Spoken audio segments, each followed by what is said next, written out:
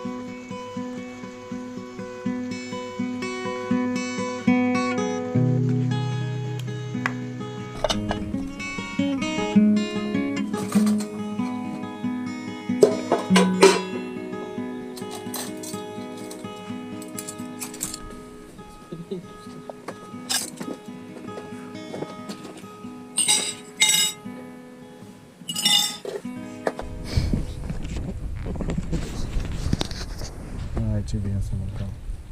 Ce bine arată. Da, bine. Hai că pun eu un pic. Am mâncat, Ce ai mâncat? salată,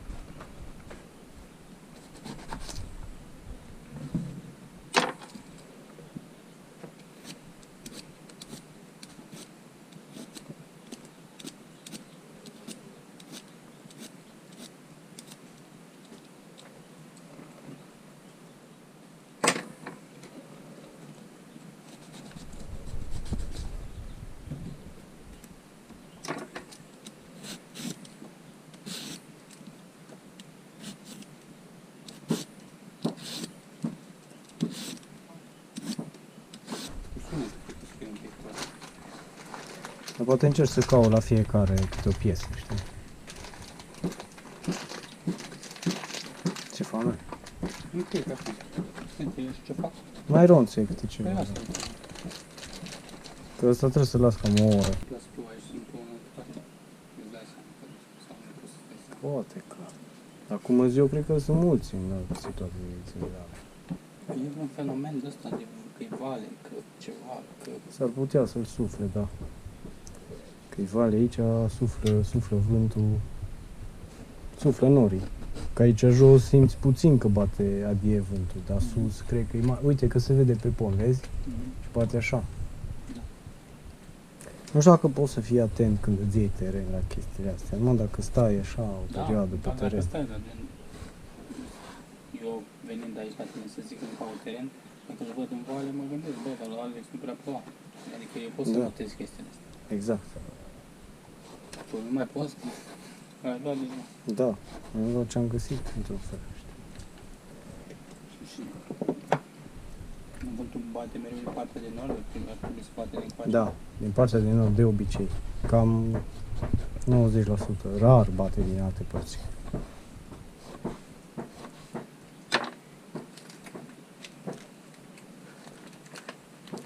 Nu, dar să mai fac și niște compromisuri, știi? Păi n-ai Cel cum să mai- iei pe toate, frate. Asta e ideal să fie cu expoziția, știi? Dacă nu găsești, n-ai ce să faci. Auzi ce tutuie.